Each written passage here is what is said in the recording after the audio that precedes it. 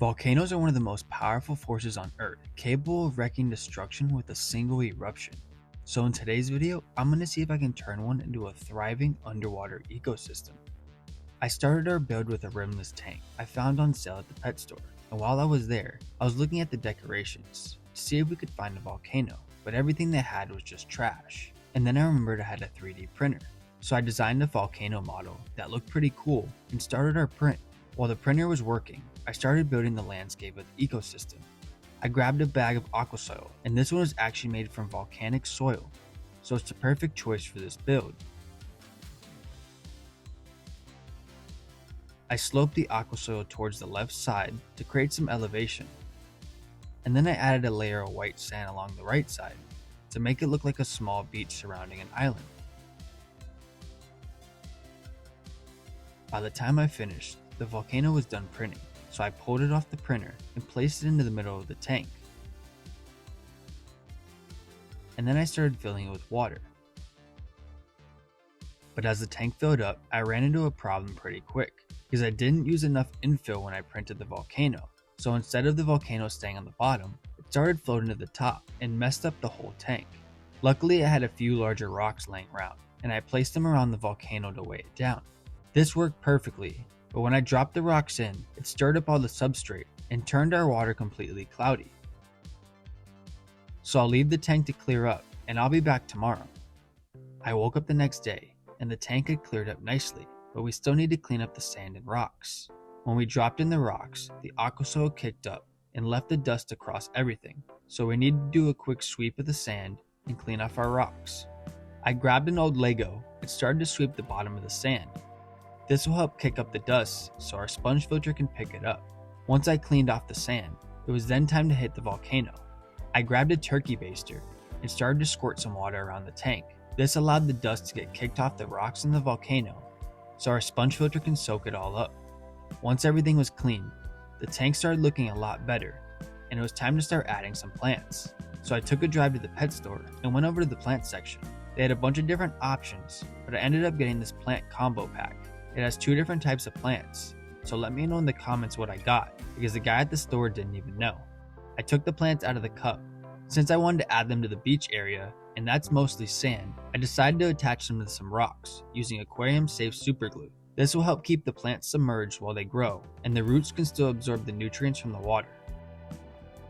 Once the glue dried, I started placing the plants around the volcano to make the whole thing look like a more natural underwater ecosystem. I also found this PVC pipe covered in rocks from our swamp ecosystem, so I added it up front and let our ecosystem settle before we add our first signs of life. I came back a couple days later, and our volcano fish tank is looking good. The plants were adjusting to their new environment, and everything is looking ready for our first additions. So I grabbed 3 albino mini corridoras and an albino shrimp to act as our cleanup crew. The corridoras are a small bottom-dwelling fish that spend most of their time searching through the substrate for leftover food. They'll help pick through the sand and rocks, looking for anything they can eat, which helps keep the food from sitting around and breaking down in the tank. And our albino shrimp will help in different ways. These shrimp consistently pick at rocks, plants, and other surfaces, but they're looking for algae and only tiny bits of leftover food. So between the corridors cleaning up the bottom and the albino shrimp picking around the rest of the tank, they should keep our new ecosystem clean. So I let our cleanup crew settle in the tank, and I think it's time we add our first type of food. So I grabbed an algae wafer which is packed with nutrients and algae that both the corridors and albino shrimp can feed on. I dropped the wafer into the tank and let it sit down at the bottom. At first, corridors didn't really notice it, but after a couple minutes, the aroma moved its way through the water column, and the first one found the wafer. Once the first Cory found it, it started picking at it, and that's when the others realized there was food nearby. So before long, all the corridors showed up, and with one little wafer, it turned into a huge feeding frenzy. And I thought the albino shrimp would come over, but it seemed like he was a little scared from all the commotion, so we'll leave them to enjoy the wafer. And with our cleanup crew happy, I think we need to look for our new addition to the volcano fish tank. So tomorrow I'm going to head to the pet store, see what we can find to add in. I woke up the next day, and I headed over to the store, and I found so many different options. They had blue crayfish, mollies, but nothing really matched our tank. And that's when I checked out the beta section, and that's when I found the perfect fish for our tank.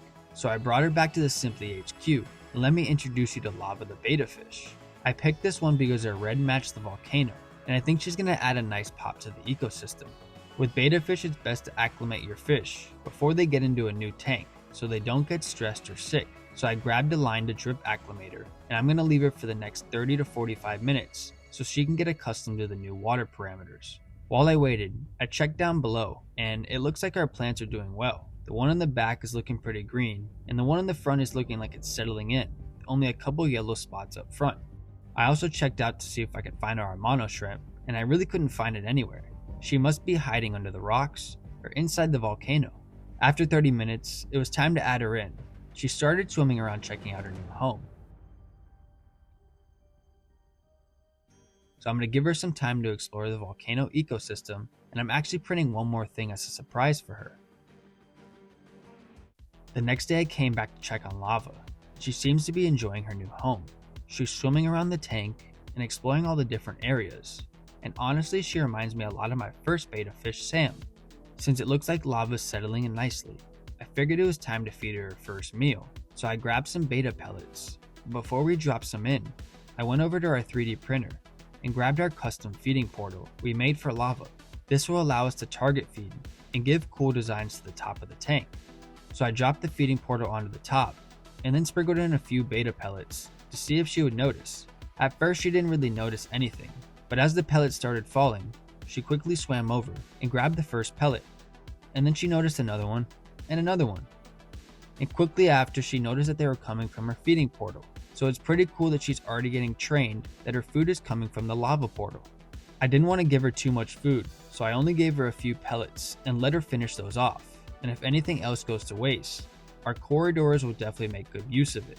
So with Lava fed and everything looking good, I'm going to let the tank run for another day and see how she continues to settle in.